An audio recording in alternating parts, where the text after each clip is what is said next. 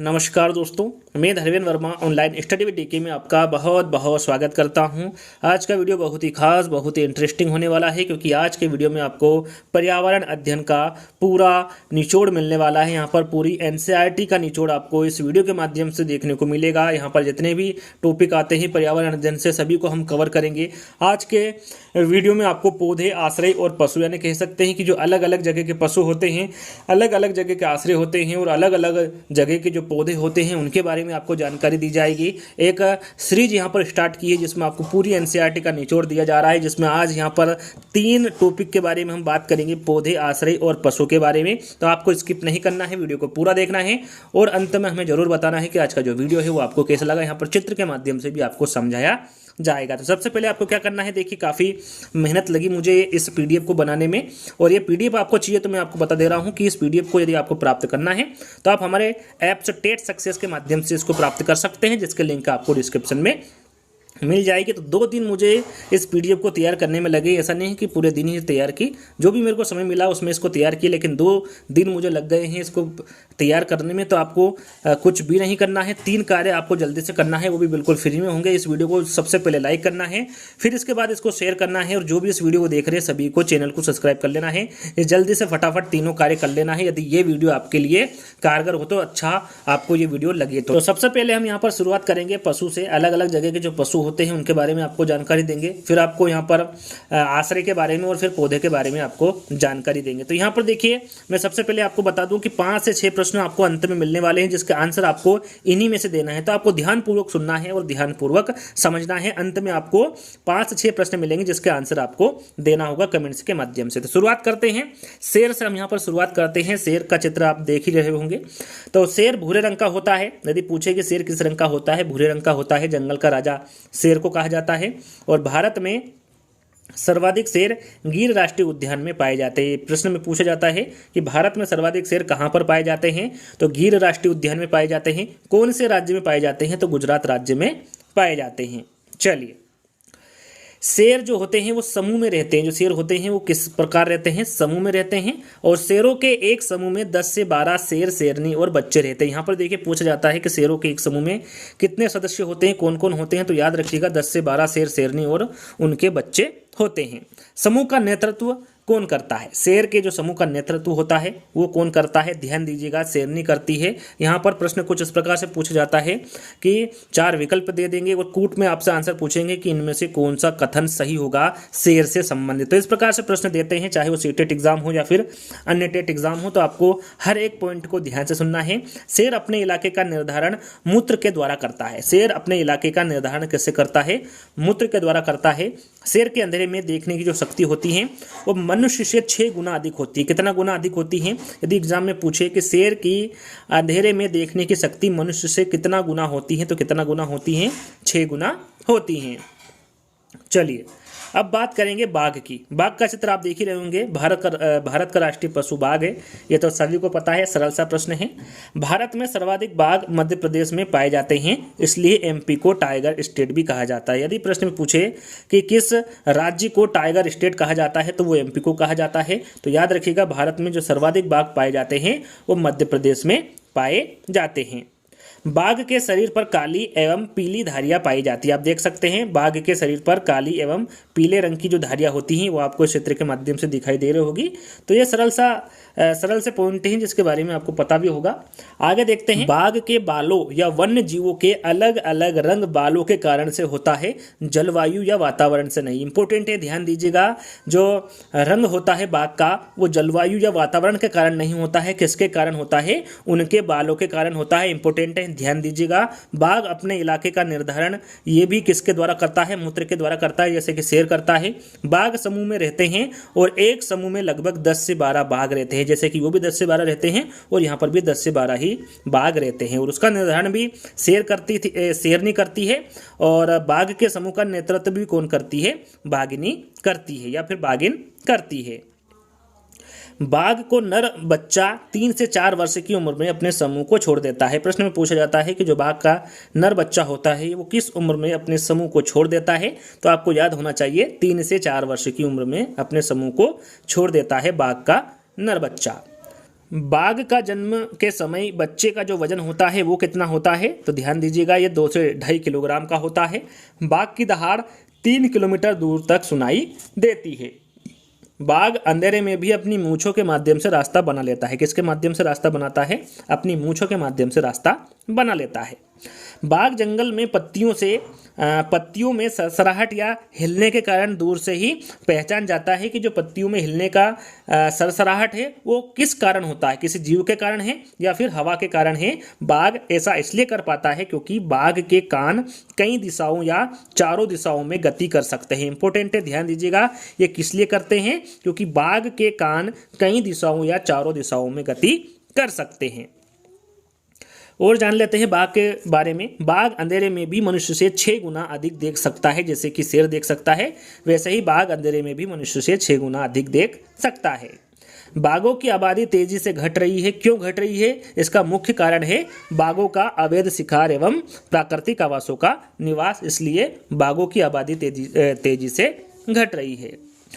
बाघों के संरक्षण के लिए भारत सरकार के द्वारा 1973 में tiger project Jim Corbett national park से शुरू किया गया था। यहाँ पर पूछा जाता है कि बाघों के संरक्षण के लिए भारत सरकार ने कौन सा नेशनल पार्क की शुरुआत की है? तो वो है हमारा जिम कॉर्बेट नेशनल पार्क। काफ़ी इंपोर्टेंट है। कब की गई है?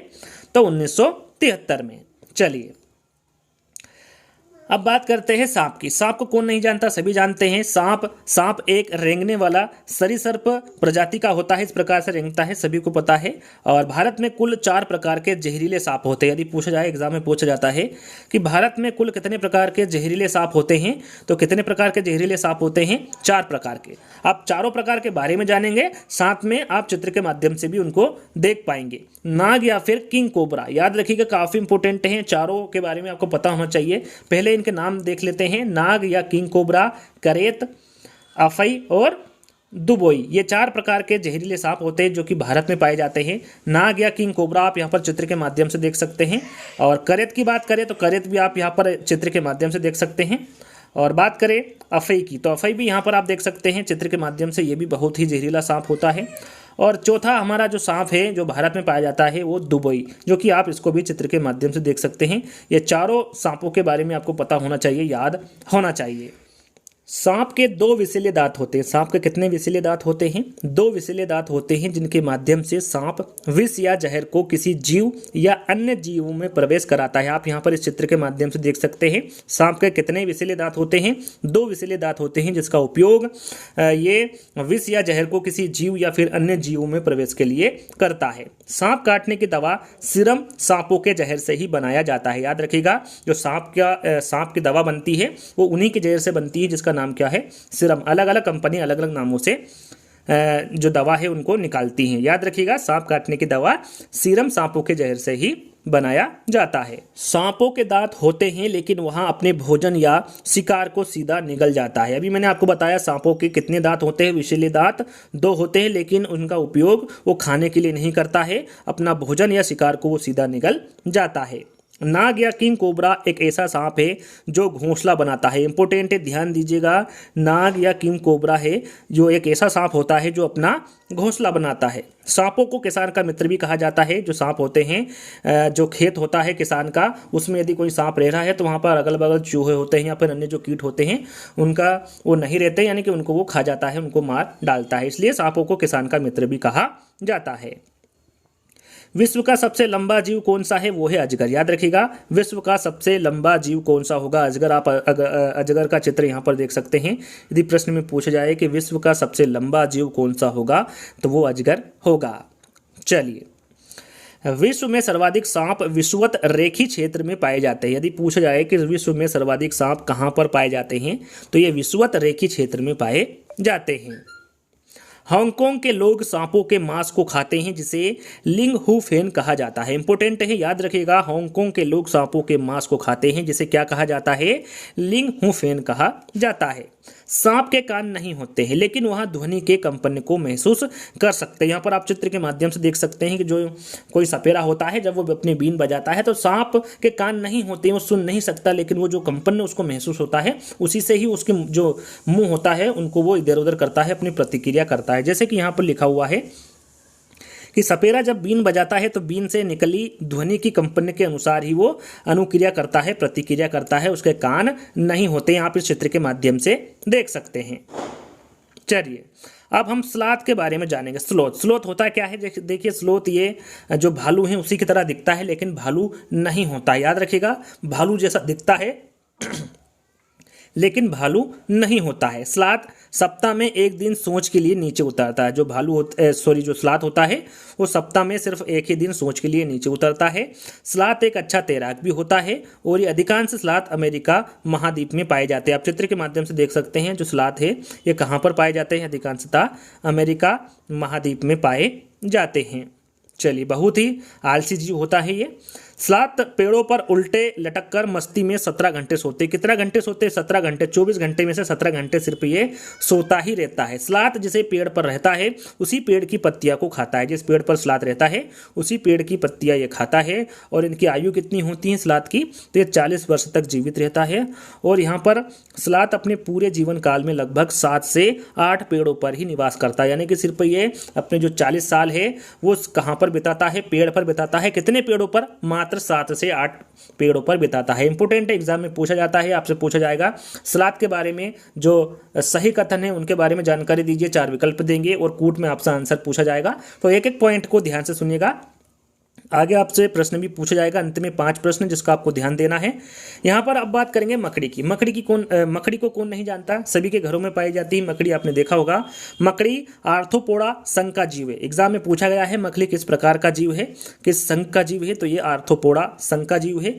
मकड़ी को कीट वर्ग का अपवाद माना जाता है। मकड़ी को कीट वर्ग का अपवाद माना जाता है क्योंकि कीट के 6 पैर होते हैं जबकि मकड़ी के 8 पैर होते हैं। देखिए इंपोर्टेंट है, यदि पूछा जाए कि कीट में जो मकड़ी है इसके कितने पैर होते हैं तो 8 पैर होते हैं, और अन्य जो कीट हैं उनके कितने पैर होते हैं तो उनके 6 पैर होते हैं। मकड़ी को सामाजिक कीट वर्ग में भी सम्मिलित नहीं किया जाता। कहने का मतलब है जो चींटी हैं वो एक समूह में रहती हैं, लेकिन जो मकड़ी है ये समूह में रहना पसंद नहीं करती हैं। एक प्रश्न भी पूछा गया था कि कौन सा कीट है या फिर कौन सा जानवर है जो समूह में रहना पसंद नहीं करता है, वो कौन सा होगा? मकड़ी होगा। मकड़ी को सामाजिक कीट वर्ग में भी सम्मिलित नहीं किया गया है, या अकेला रहना पसंद करता है या फिर करती है।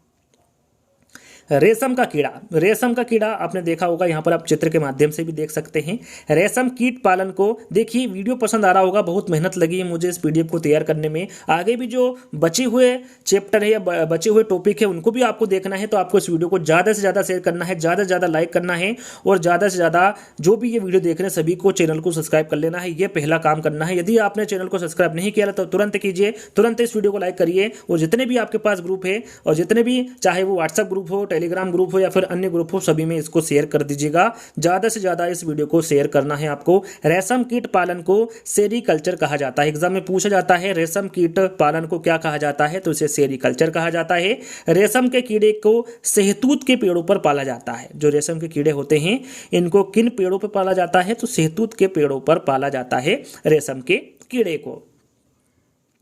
आगे बात करेंगे, भारत में सर्वाधिक रेशम का कीट का पालन जम्मू और कश्मीर, लद्दाख, आंध्र प्रदेश एवं असम राज्य में किया जाता है। देखिए जितने भी यहाँ पर मैं आपको पॉइंट बता रहा हूँ, जितने भी पशुओं के बारे में, आश्रय के बारे में बताऊंगा, पौधे के बारे में बताऊंगा, एक बात तो विशेष ध्यान दीजिएगा, इन प्रश्नों को कूट में पूछा जाता है।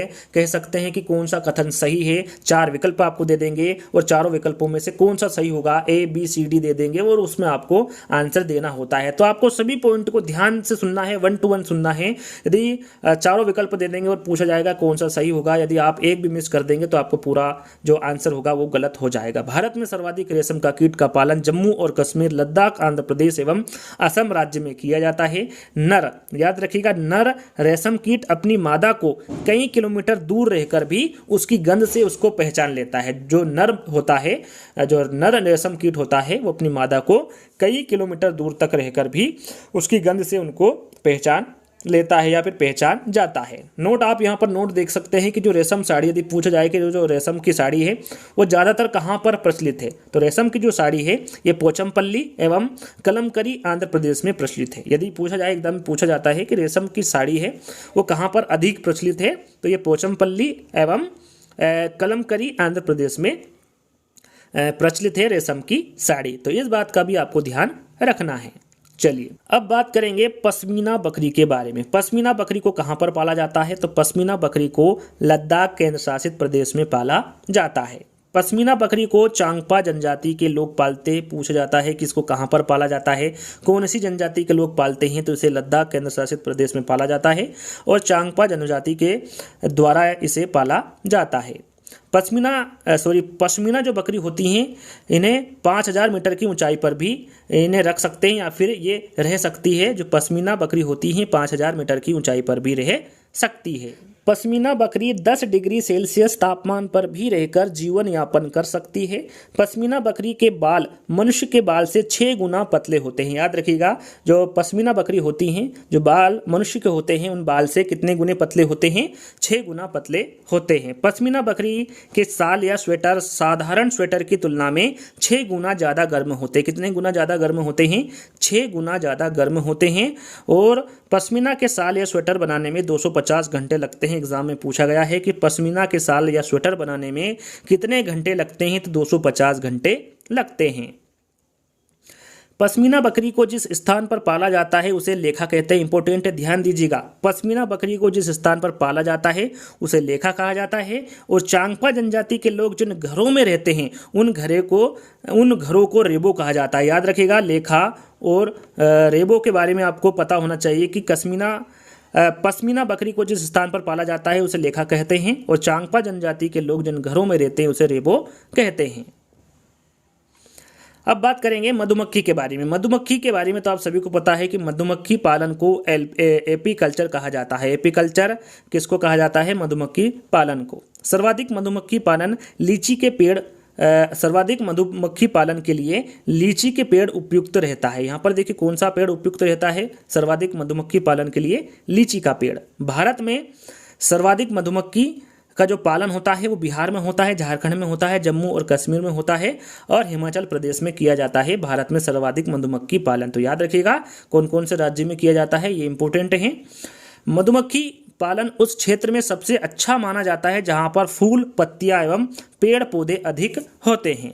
मधुमक्खी एक सामाजिक कीट है। यहाँ कॉलोनी या फिर बस्ती में रहती है। यानी कि सामाजिक कीट का मतलब कि एक साथ रहती, जितनी भी मधुमक्खी होती हैं वो एक साथ रहते हैं, सामूहिक रहते हैं। मधुमक्खी के एक छत्ते से लगभग 12 किलोग्राम शहद प्राप्त कर सकते हैं। कितने किलोग्राम शहद प्राप्त कर सकते हैं? एक छत्ते से लगभग 12 किलोग्राम। मधुमक्खी पालन के लिए सर्वाधिक उपयुक्त महीना, देखिए पूछा जाता है एग्जाम में कि मधुमक्खी पालन के लिए सर्वाधिक उपयुक्त महीना कौन सा है? तो वो है अक्टूबर से दिसंबर तक का जो महीना होता है ये उपयुक्त महीना होता है मधुमक्खी पालन के लिए सर्वाधिक। मधुमक्खी के छत्ते में एक रानी मक्खी, कुछ राजा एवं श्रमिक होते हैं। यदि पूछा जाए कि मधुमक्खी के छत्ते में कौन कौन रहते हैं तो एक रानी मक्खी होती हैं, कुछ राजा होते हैं और श्रमिक होते हैं। मधुमक्खियां अपने साथियों को भोजन की सूचना नृत्य के द्वारा देती है। किस प्रकार देती हैं? मधुमक्खियां अपने साथियों को भोजन की सूचना नृत्य के द्वारा देती है। अब बात करेंगे गिलहरी की। गिलहरी को कौन नहीं जानता, सभी जानते हैं, आप चित्र के माध्यम से देख सकते हैं। गिलहरी एक स्तनधारी जीव है। गिलहरी सदैव कुछ न कुछ कुतरती रहती है ताकि उसके दांत ना बढ़े। यहाँ पर बड़े लिखा हुआ है, जो गिलहरी होती है उसके दांत बढ़ते रहते हैं, इसलिए गिलहरी सदैव कुछ न कुछ कुतरती रहती है। नोट आप यहाँ पर देख सकते हैं कि ऐसे जीव जिनके शरीर पर बाल एवं कान पाए जाते हैं वे बच्चे देते हैं, अर्थात स्तनधारी होते हैं। यदि एग्जाम में पूछे कि स्तनधारी कौन होते हैं तो ऐसे जीव जिनके शरीर पर बाल एवं कान पाए जाते हैं, साथ में जो बच्चे देते हैं वो स्तनधारी होते हैं। अब बात करेंगे चूहे के बारे में। चूहे के बारे में भी आप सभी जानते हैं, आप चित्र के माध्यम से देख सकते हैं। चूहा भी एक स्तनधारी जीव होता है। चूहे की जो देखने की शक्ति होती है वो बहुत कमजोर होती है, लेकिन जो सूंघने की शक्ति होती है वो बहुत तेज होती है। कौन सा जीव है जिसकी देखने की शक्ति कमजोर होती है लेकिन सूंघने की शक्ति बहुत तेज होती है? तो कौन सा जीव होगा? चूहा होगा। अब बात करेंगे केंचुए की। केंचुआ जो कि किसान का मित्र भी कहते हैं इसके बारे में हम आपको जानकारी देंगे। केंचुआ पालन को वर्गीकल्चर कहा जाता है। इंपॉर्टेंट है, केंचुआ पालन को क्या कहा जाता है? वर्गीकल्चर कहा जाता है। केंचुए को किसान का मित्र भी कहा जाता है क्योंकि केंचुआ मिट्टी को खाते हैं। मिट्टी को खाकर मिट्टी को भुरभुरा बना देता है, जिससे जड़ों तक हवा एवं पानी अच्छे से पहुंचता है, जिससे फसल का उत्पादन बढ़ जाता है। इसलिए केंचुए को किसान का मित्र कहते हैं। केंचुए के माध्यम से जैविक खाद भी बनाया जाता है। आपने देखा होगा बहुत सारे केंचुए को डाल दिया जाता है और वहाँ पर वो जो उनके द्वारा जो खाद बनता है वो जैविक खाद कहते हैं, या कह सकते हैं कि केंचुए के माध्यम से जैविक खाद भी बनाया जाता है। अब बात करेंगे डॉल्फिन की। आप डॉल्फिन का चित्र देख सकते हैं। डॉल्फिन भारत का राष्ट्रीय जलीय जीव डॉल्फिन है। एग्जाम में पूछा जाता है कि भारत का राष्ट्रीय जलीय जीव कौन सा है, तो आपको पता होना चाहिए डॉल्फिन है। डॉल्फिन जलीय स्तनधारी जीव है। डॉल्फिन एक बुद्धिमान जीव है। मानव के द्वारा जो भी इसे सिखाया जाता है ये आसानी से सीख जाता है। वो कौन सा जीव है? डॉल्फिन है। भारत में डॉल्फिन गंगा नदी में पाए जाते हैं। इसे लो टाइगर भी कहा जाता है।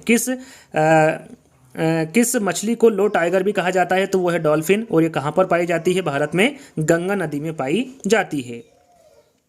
गंगा नदी में सर्वाधिक डॉल्फिन इलाहाबाद से पटना के मध्य पाई जाती है। यदि पूछा जाए कि गंगा नदी में सर्वाधिक कहाँ से कहाँ या फिर किसके मध्य पाई जाती है, तो ये इलाहाबाद से पटना के मध्य पाई जाती है। डॉल्फिन भिन्न भिन्न प्रकार की ध्वनि तरंगों को निकालती है। जब शत्रु हमला करता है तो उसकी अलग ध्वनि निकालती है, और जब उसको मित्र से मिलना होता है तो वो अलग ध्वनि निकालती है। कौन? डॉल्फिन। गंगा नदी में बढ़ते प्रदूषण के कारण डॉल्फिन की संख्या लगातार घटती जा रही है। अब बात करेंगे ब्लू व्हेल के बारे में। आप चित्र के माध्यम से देख सकते हैं।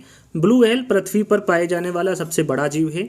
नीली व्हेल कह लीजिए या फिर ब्लू व्हेल कह लीजिए, ये एक स्तनधारी जलीय जीव है। ब्लू व्हेल भूरसेल प्रजाति की जीव है। ये किस प्रकार की प्रजाति की जीव है? Blue whale. तो ये भूरसेल प्रजाति की जीव है। सर्वाधिक ब्लू व्हेल प्रशांत महासागर में पाए जाते हैं। यदि प्रश्न में पूछे कि सर्वाधिक ब्लू व्हेल किस महासागर में पाए जाते हैं, तो ये प्रशांत महासागर में पाए जाते हैं। हाथी। अब बात करेंगे हम हाथी की। भारत का राष्ट्रीय विरासत पशु हाथी है। भारत में सर्वाधिक हाथी कहाँ पर पाए जाते हैं, किस राज्य में पाए जाते हैं? तो ये कर्नाटक राज्य में पाए जाते हैं। हाथी समूह में रहते हैं। समूह का नेतृत्व बुजुर्ग हथनी करती है। प्रश्न में पूछा जाता है, कूट में आंसर देना होता है, आपको सही कथन को पहचानना होता है। हाथी समूह में रहते हैं और इस समूह का जो नेतृत्व करती हैं वो बुजुर्ग हथनी करती हैं। एक स्वस्थ हाथी दिन भर में 100 किलोग्राम पत्तियां, छाछ या घास फूस खा लेता है। हाथी काले रंग का होता है, इसलिए इन्हें गर्मी अधिक लगती है और गर्मी से बचने के लिए हाथी कीचड़ या फिर जल में खेलना पसंद करता है। जो हाथी का गर्भकाल होता है वो सर्वाधिक लगभग कितने माह का होता है? 22 माह का होता है। याद रखिएगा, हाथी का जो गर्भकाल होता है वो सर्वाधिक लगभग 22 माह का होता है।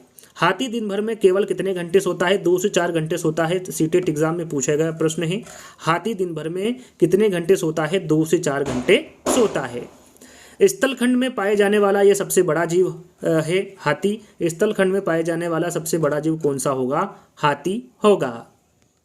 अब बात करेंगे चील की। यहाँ पर चील का आप चित्र देख सकते हैं। चील या बाज कह लो या फिर गिद्ध कह लो, इनकी जो देखने की जो दूरी होती है, जो इनकी क्षमता होती है, ये मनुष्य से कितना गुना अधिक होती हैं? तो 4 गुना अधिक होती हैं। अर्थात यदि किसी वस्तु को मनुष्य 2 मीटर दूर से देख सकता है तो उसकी वस्तु को ये कितने मीटर दूर से देख सकती हैं? यहाँ पक्षी 8 मीटर दूर से यहाँ पक्षी देख सकता है। यदि कोई वस्तु मनुष्य 2 मीटर से देख रहा है तो इनकी जो क्षमता होती है वो कितनी होती हैं? ये वहाँ 8 मीटर से भी देख सकती हैं। अब बात करेंगे वनस्पति जगत के बारे में, पौधों के बारे में। सबसे पहले हम खेजड़ी के बारे में जानेंगे। यहाँ पर खेजड़ी का आप चित्र देख सकते हैं, जो कि राजस्थान का राजकीय वृक्ष है, जिसके बारे में आपको पता होगा। नहीं पता है तो 1 बाय 1 करके आपको बताएंगे। खेजड़ी एक विशालकाय छायादार वृक्ष है जिसकी छांव में स्थानीय बच्चे खेलते हैं।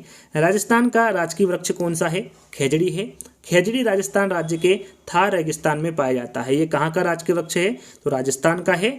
और ये कहाँ पर पाया जाता है राजस्थान में? तो ये थार रेगिस्तान में पाया जाता है।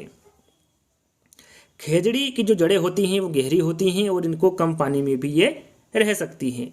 खेजड़ी के छांव में स्थानीय बच्चे खेलते कूदते हैं।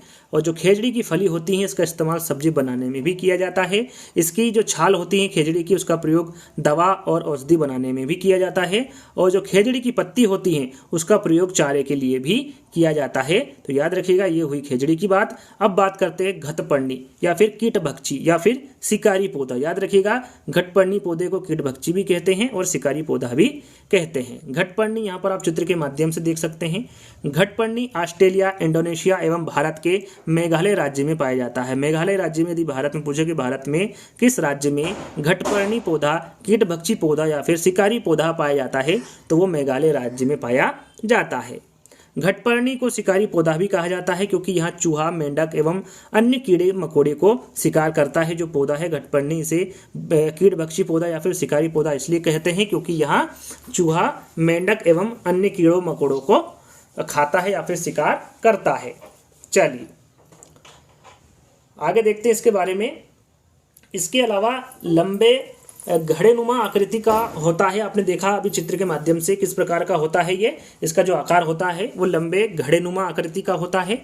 घड़े के मुंह के पास कांटेनुमा आकृति लगी होती है, जैसे कि कोई जीव वहां पहुंचता है उसका शिकार हो जाता है। घटपर्णी से एक विशेष प्रकार की गंध निकलती है, जिसमें आकर्षित होकर विभिन्न प्रकार के जीव खींचे हुए इसके पास चले जाते हैं और इसका शिकार बन जाते हैं।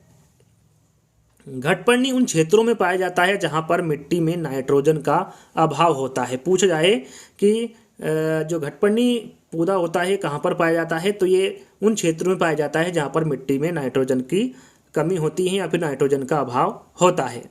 अब बात करते हैं रेगिस्तानी ओक के बारे में। यदि आपने सीटेट का एग्जाम दिया होगा या फिर प्राइवेट ईयर पढ़े होंगे तो जितने भी मैं आपको चैप्टर बता रहा हूँ या फिर जितने भी टॉपिक आपको बता रहा हूँ सभी के सभी आपने देखे या फिर सुने होंगे। रेगिस्तानी ओक ऑस्ट्रेलिया में पाया जाता है। कहाँ पर पाया जाता है? ऑस्ट्रेलिया में। रेगिस्तानी ओक का जो तना है वो 10 से 12 फीट और मीटर में हम बात करें तो 4 मीटर का होता है। ऑस्ट्रेलिया के कुल भूभाग के सर्वाधिक क्षेत्रफल पर मरुस्थल का विस्तार है। इसे प्यासी धरती की भूमि भी कहा जाता है। वहां पर यह पौधा काफी उपयोगी है। जैसा कि मैंने आपको बताया था कि रेगिस्तान ओक का जो तना है ये 10 से 12 फीट या फिर 4 मीटर का होता है। रेगिस्तानी ओक की जड़ें तने से 30 गुना गहरी होती है। जो तना होता है उससे कितनी गहरी होती हैं? 30 गुना गहरी होती हैं। रेगिस्तान ओक के तने में जल संग्रहित रहता है। जो रेगिस्तानी ओक होता है उसके तने में क्या संग्रहित होता है? जल संग्रहित होता है। स्थानीय निवासी के सामने जब जल संकट होता है तो वे एक चाकू एवं पाइप की मदद से तने में संग्रहित जल का उपयोग करते हैं और उसका पीने में उपयोग करते हैं। अब बात करते हैं बरगद की। बरगद का चित्र आप देख सकते हैं, सभी ने देखा ही होगा बरगद को। बरगद एक विशाल छायादार वृक्ष है। राष्ट्रीय वृक्ष बरगद है, आप सभी को पता होगा। बरगद की जड़ें दूर तक फैली होती हैं। बरगद के तने से जड़ें लटकती है जो कि तने को सहारा देने का कार्य करती है। पूछा गया था एग्जाम में जो बरगद के तने से जड़ें लटकती हैं वो क्या कार्य करती है? तो वो सहारा देने का कार्य करती है। अब बात करते हैं पीपल की। पीपल तो आपने सभी ने देखा होगा, एक छोटा सा वृक्ष मैंने यहाँ पर रखा है, वैसे विशालकाय होता है पीपल का वृक्ष भी। तो पीपल एक विशाल छायादार वृक्ष है। पीपल का तना एक एवं जड़ें दूर तक फैली होती हैं। पीपल एक ऐसा वृक्ष है जो 24 घंटे ऑक्सीजन देता है। वो कौन सा वृक्ष है जो कि 24 घंटे ऑक्सीजन देता है? तो आपका राइट आंसर क्या होगा? पीपल।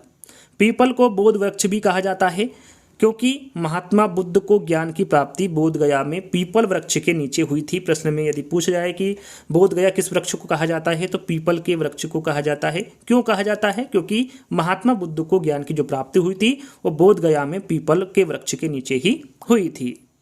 अब बात करते हैं शैवाल की। शैवाल यहाँ पर आप चित्र के माध्यम से देख सकते हैं। शैवाल हरे रंग के होते हैं।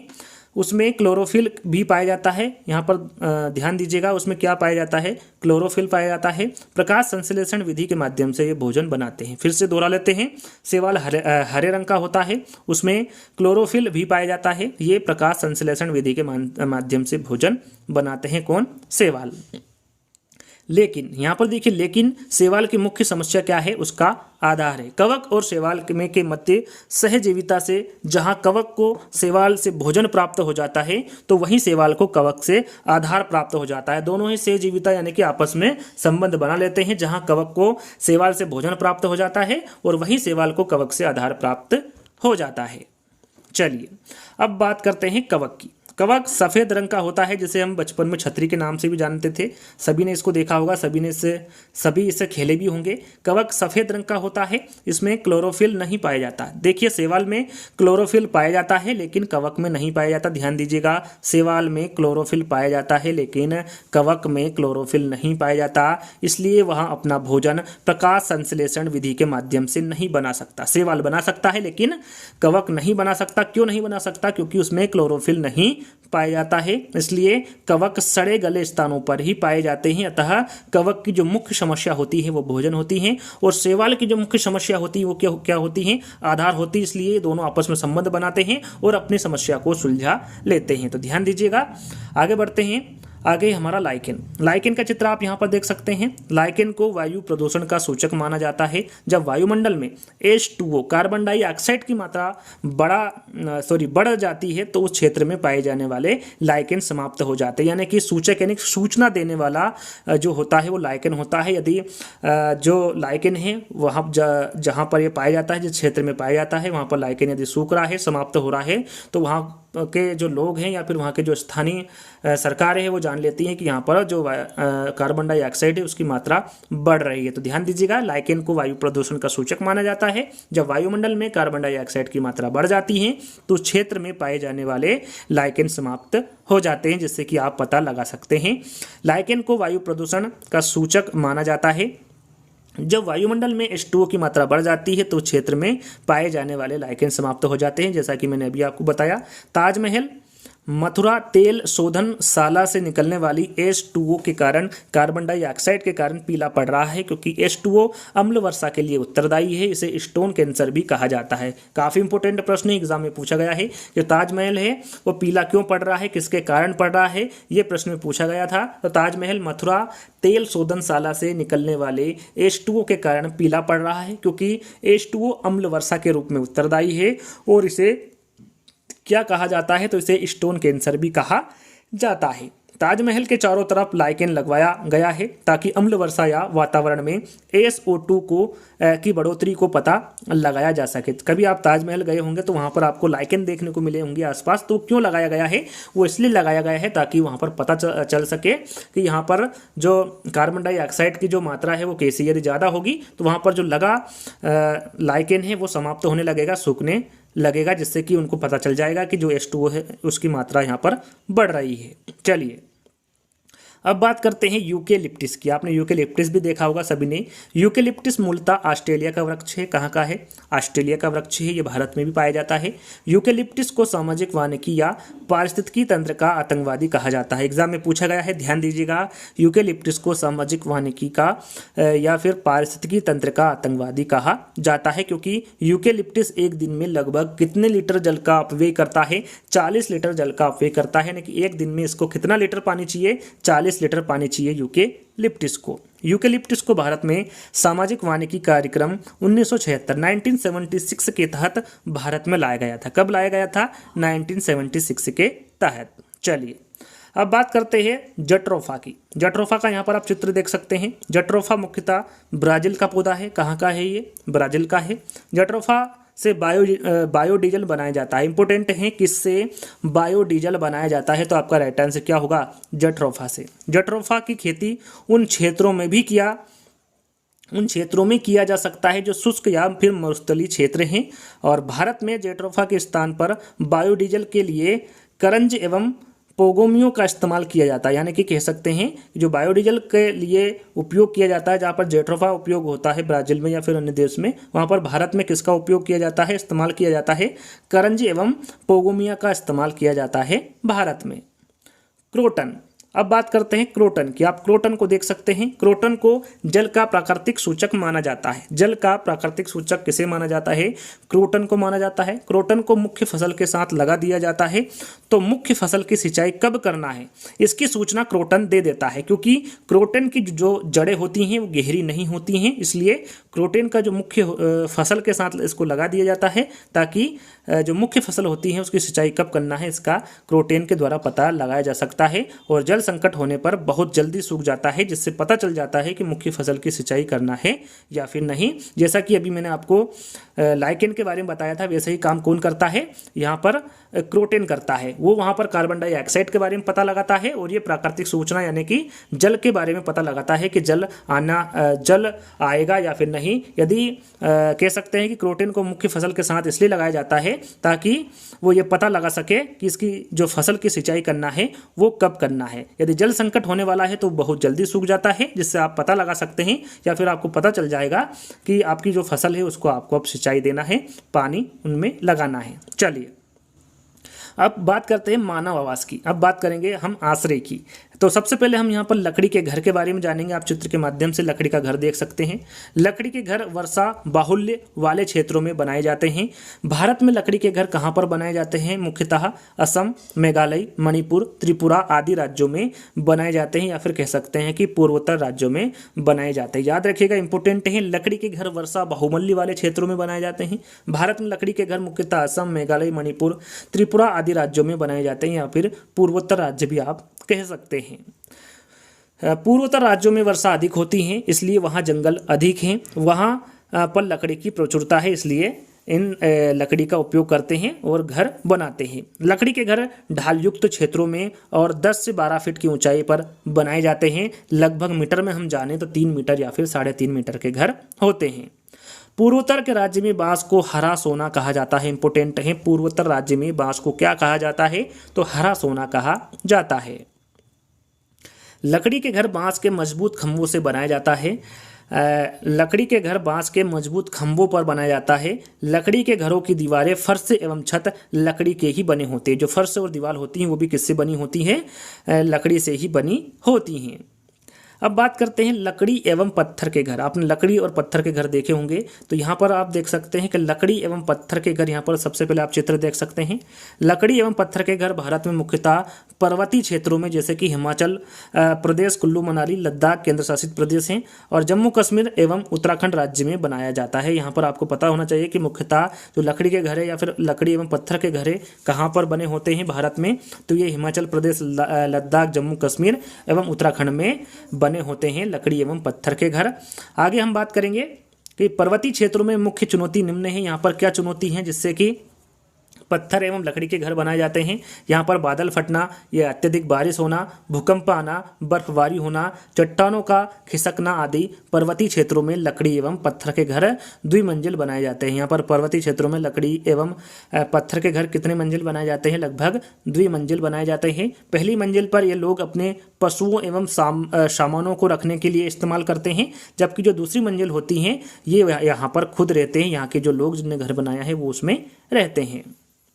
पर्वतीय क्षेत्रों में घरों की नींव को मजबूत रखा जाता है एवं दीवारों को पत्थर से बनाया जाता है। जो दीवार होती हैं वो पत्थर की बनी होती हैं, और जो घर की नींव होती हैं उसको ये मजबूत बनाते हैं। पर्वतीय क्षेत्रों में घरों के जो फर्श होते हैं वो लकड़ी के बनाए जाते हैं, क्योंकि लकड़ी उष्मा की कुचालक होती हैं, इसलिए जो फर्श होता है वो लकड़ी का बनाया जाता है। आगे बात करेंगे मिट्टी के घर के बारे में। मिट्टी के घर मुख्यतः उन क्षेत्रों में बनाए जाते हैं जहां पर गर्मी अधिक पड़ती है। कहां पर बनाए जाते हैं मिट्टी के घर? मुख्यतः जहां पर गर्मी अधिक पड़ती है। मिट्टी के घर भारत में मुख्यतः राजस्थान एवं उत्तर भारत में बनाए जाते हैं। कहां पर बनाए जाते हैं मिट्टी के घर? राजस्थान एवं उत्तर भारत में बनाए जाते हैं। मिट्टी की घरों की दीवारें बहुत मोटी होती हैं ताकि सूर्य की जो उष्मा है वो घरों में प्रवेश ना करे, जो गर्मी है वो अंदर ना आ सके सूर्य की, इसलिए जो मिट्टी की घरों की दीवारें होती हैं वो कैसी होती हैं? बहुत मोटी होती हैं।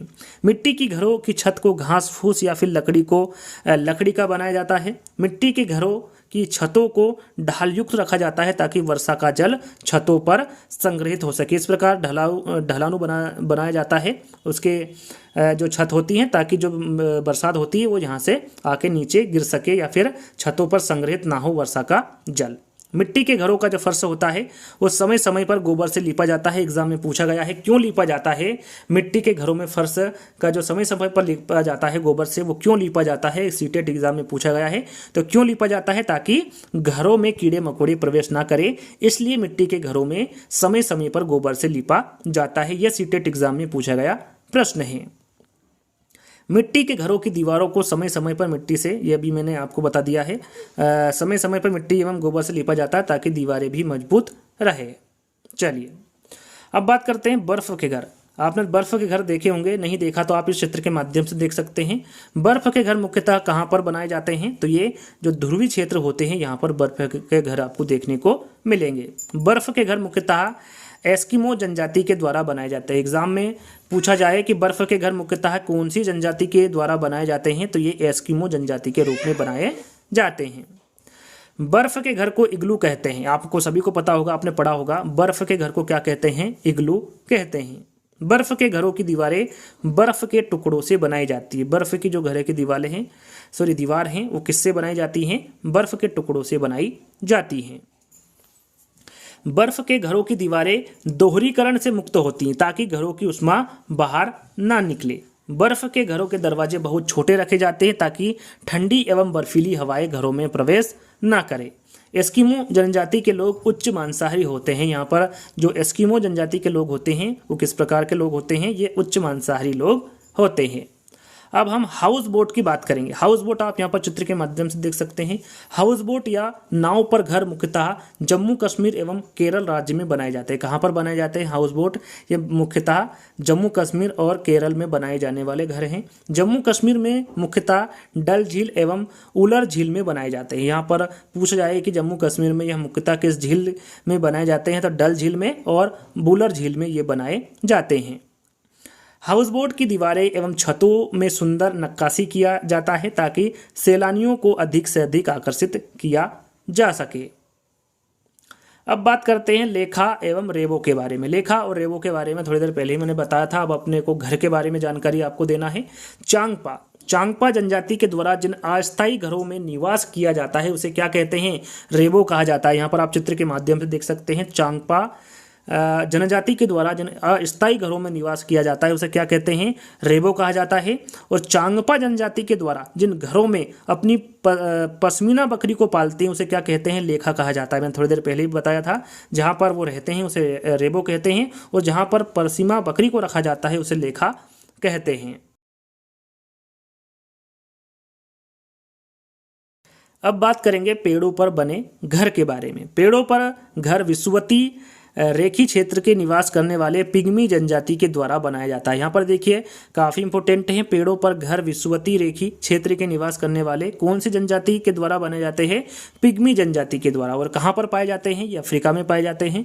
पिग्मी जनजाति के द्वारा पेड़ों पर घर इसलिए बनाया जाता है ताकि हिंसक वन्य जीवों से सुरक्षा प्राप्त किया जा सके। जो हिंसक जीव है ये घर के ऊपर ना चढ़े, इसलिए ये घर को नीचे नहीं बनाते हैं। कहाँ पर बनाते हैं? पेड़ के ऊपर बनाते हैं। आप यहाँ पर चित्र के माध्यम से देख सकते हैं। आगे बात करते हैं पक्षियों की आवास के बारे में। अब यहाँ पर देखिए आवास के बारे में आपको जानकारी देंगे जो पक्षियों के आवास होते हैं। सबसे पहले हम घोंसले की बात करते हैं। जो घोंसला है वो पक्षी अपना जो घोंसला है तभी बनाता है जब उसे अंडे देना होता है। सभी को पता है अलग अलग पक्षी अलग अलग वस्तुओं का प्रयोग कर अपना घोंसला बनाते हैं। कौन सा पक्षी किस प्रकार का घोंसला बनाते हैं उसके बारे में आपको जानकारी देंगे। सबसे पहले बात करेंगे कौवा की। पूछा गया है प्रश्न में, कौवा अपना घोंसला पेड़ की ऊंची डाल पर बनाता है। तो कौन सा पक्षी है जो अपना घोंसला पेड़ की ऊंची डाल पर बनाता है? तो वहां पक्षी कौन सा होगा? आपका कौवा होगा। कौवा अपना घोंसला बनाते समय उसमें लोहे के तार एवं लकड़ी की शाखाओं का प्रयोग करता है। आप यहाँ पर देख सकते हैं ये यहाँ पर कौवा बैठा हुआ है और ये इसका घोंसला है। सबसे ऊंची डाल पर इसने अपना घोंसला बनाया हुआ है जिसमें ये लोहे के तार एवं लकड़ी की शाखाओं का भी प्रयोग करता है। अब बात करते हैं कोयल। कोयल तो अपना घर बनाती नहीं है, तो यहाँ पर मैं किस प्रकार से आपको चित्र दर्शाता, क्योंकि कोयल अपना घर बनाती नहीं है, कोयल अपना घोंसला नहीं बनाती है, वहाँ अपने अंडे कौवे के घोंसले में देती हैं और कौवा उसे अपना समझकर पालता पोसता है। याद रखिएगा, इंपॉर्टेंट है। कौन सा पक्षी है जो अपना घोंसला नहीं बनाता है? तो कौन सा पक्षी है? कोयल। कोयल अपना घोंसला नहीं बनाता है। ये अपने जो अंडे हैं ये कहाँ पर रखती हैं? जो कौवे का घोंसला होता है उसमें कोयल अपने अंडे को रख देती है, वहीं कौवा उसको पालता पोसता है। अब बात करते हैं पागथा की। आप पागथा को देख सकते हैं, पागथा का चित्र देख सकते हैं, साथ में उसका घोंसला भी देख सकते हैं। फागता पक्षी अपना घोंसला कैक्टस के कांटों के बीच या फिर मेहंदी के पेड़ पर अपना घोंसला बनाता है। कहाँ पर ये अपना घोंसला बनाएगा? या तो कैक्टस के कांटों के बीच बनाएगा या फिर मेहंदी के पेड़ पर अपना घोंसला बनाएगा पागता पक्षी। इंपॉर्टेंट है, प्रश्न एग्जाम में पूछा जाता है। अब बात करते हैं वीवर पक्षी के बारे में। यहाँ पर देखिए वीवर पक्षी के बारे में हम जानेंगे कि जो वीवर पक्षी होता है, जो घोंसला होता है इसका लालटेन के जैसा होता है। आप यहाँ पर चित्र के माध्यम से देख सकते हैं, जहाँ पर लालटेन जैसा घोंसला आपको दिखे आप समझ जाएगा कि वो वीवर पक्षी का घोंसला है। और जो वीवर पक्षी का जो घोंसला होता है वो कौन बनाता है? तो इसमें जो नर वीवर पक्षी होता है वो घोंसला बनाता है। और नर वीवर पक्षी एक घोंसला नहीं बनाता है, कहीं घोंसले बनाता है। उन घोंसलों में मादा जो है वो डिसाइड करती है कि उसको कौन सा घोंसला पसंद आएगा। जिस घोंसले को वो पसंद करती है उसी में जो मादा वीवर पक्षी है वो अंडे देती है। यहाँ पर देखिए, आप देख सकते हैं कि वीवर पक्षी में नर वीवर पक्षी ही घोंसला बनाता है। नर वीवर पक्षी कई सारे घोंसले बनाता है।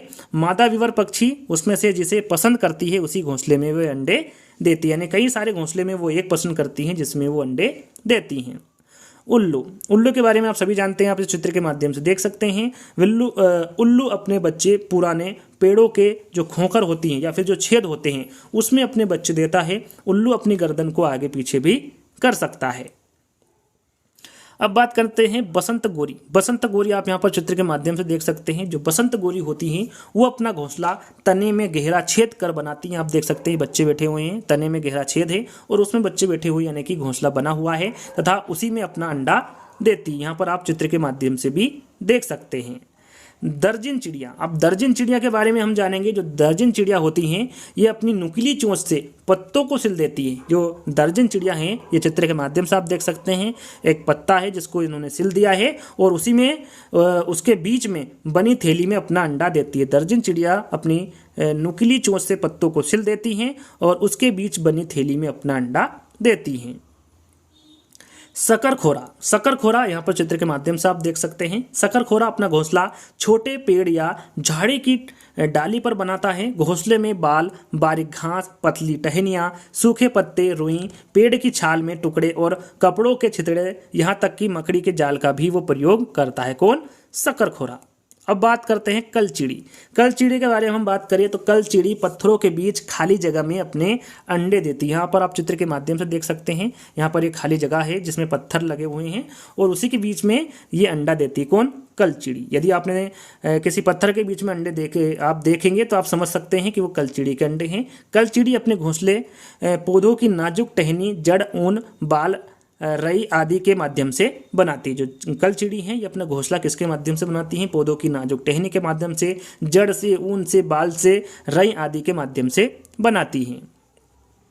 गोरैया। गोरैया की हम बात करें तो गोरैया जो अपना घोंसला है ये घर में अलमारी के ऊपर बनाती हैं, आईने के पीछे बनाती हैं, घर की दीवारों के आले में बनाती है। आपने यदि आपके घर में कहीं घोंसला देखा होगा तो समझ जाइएगा वो गोरैया का घोंसला है। गोरैया जो अपना घोंसला है वो घर में अलमारी होती है उसके ऊपर बना लेगी, आईने के पीछे बना लेगी। घर की दीवारों के जो आले होते हैं जिस पर रखने का सामान होता है वहाँ पर भी गोरैया के घोंसले बने होते हैं, ये वहाँ पर भी बना लेती हैं।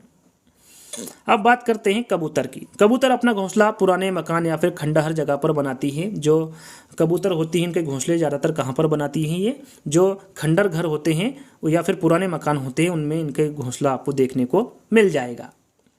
अब बात करते हैं चील, बाज और गिद्ध। शायद ये अंतिम हमारा जो घोंसले हैं उनके बारे में या फिर जो इस वीडियो का पार्ट है ये अंतिम पार्ट है और उसके बाद में आपसे 5 प्रश्न पूछे जाएंगे और 5 प्रश्नों का आपको आंसर कमेंट के माध्यम से देना है। अभी तक आपने यदि वीडियो को लाइक नहीं किया है तो सभी के सभी जितने भी ये वीडियो देख रहे हैं सभी को लाइक करना है, शेयर करना है और चैनल को सब्सक्राइब कर लेना है। जल्दी से ये 3 काम फटाफट कर लेना है यदि आपको आगे के पार्ट जल्दी से जल्दी चाहिए। तो ये अपना घोंसला कहाँ पर बनाती है? चील। तो ये अपना घोंसला सबसे ऊंचे पेड़ की सबसे ऊंची डाली पर बनाती है और ये पक्षी अपना घोंसला का इस्तेमाल साल दर साल करते हैं और इन पक्षियों का जो घोंसला होता है वो 4.5 फीट चौड़ा होता है। यदि प्रश्न पूछे कि कौन से पक्षी का घोंसला 4.5 फीट चौड़ा होता है तो वो है चील। यहाँ पर देखिए अब प्रश्न की शुरुआत हो चुकी है। यहाँ पर देखिए 5 प्रश्न आपको देखने को मिलेंगे और 5 प्रश्नों के आंसर आपको कमेंट्स के माध्यम से देना है। आंसर कैसे देंगे? प्रश्न नंबर 1 आंसर ए होगा, बी होगा, सी होगा, डी होगा। इस प्रकार से आप कमेंट्स के माध्यम से आंसर देंगे। पहला प्रश्न है जिन जनजातियों के लोग अपना घर पेड़ों पर बनाते हैं वो कौन से लोग होते, कौन से जनजाति के होते? चांगपा होते हैं, चांपा होते हैं, चांगपा लिखा हुआ ध्यान दीजिएगा, थारू होते हैं, पिग्मी होते हैं या फिर इनमें से कोई नहीं। आंसर आपको कमेंट्स के माध्यम से देना है कि वो कौन सी जनजाति हैं जिनके लोग अपना घर पेड़ों पर बनाती हैं। कौन सी चिड़िया अपना घोंसला तने में छेद करके बनाती है? यहाँ पर देखिए कौन सी चिड़िया हैं जो अपना घोंसला तने में छेद करके बनाती हैं। दर्जन चिड़िया हैं, फाख्ता है, शकरखोरा या फिर बसंत गोरी है। कौन सी चिड़िया हैं जो अपना घोंसला तने में छेद करके बनाती हैं? आपको कमेंट्स के माध्यम से बताना है। तीसरा प्रश्न, मकड़ी किस संघ का जीव है? जो मकड़ी है आर्थ्रोपोडा, मोलस्का, मेमल या फिर इनमें से कोई नहीं। मकड़ी किस संघ का जीव है? इसका भी आंसर आपको कमेंट्स के माध्यम से देना है। टोटल 5 प्रश्न है, शायद 6 होंगे, मैंने ध्यान नहीं दिया, अभी आपको पता चल जाएगा। चौथा प्रश्न है भारत में सर्वाधिक शेर किस राष्ट्रीय उद्यान में पाए जाते हैं? काजीरंगा राष्ट्रीय उद्यान में, राष्ट्रीय उद्यान लिखा हुआ ध्यान दीजिएगा, कान्हा राष्ट्रीय उद्यान में, गिर राष्ट्रीय उद्यान में या फिर इनमें से कोई नहीं। भारत में सर्वाधिक शेर किस राष्ट्रीय उद्यान में पाए जाते हैं? इसका भी आंसर आपको देना है। यहाँ पर देखिए टोटल 5 प्रश्न हैं और 5 के आंसर आपको कमेंट्स के माध्यम से देना है। 5वां प्रश्न है, कौन सा सांप घोंसला बनाकर रहता है? अजगर, किंग कोबरा, करेत या फिर दुबोई? मैंने बताया भी था, इंपॉर्टेंट है, ध्यान देना है आपको। यदि आपने ध्यान दिया होगा तो आप इन पांचों के आंसर कमेंट्स के माध्यम से आसानी से दे सकते हैं। पांचों के पासों इंपॉर्टेंट हैं और आंसर आपको सभी को देना है। तो जल्दी ही दोस्तों इसके अगले पार्ट में मिलते हैं। जब तक के लिए धन्यवाद।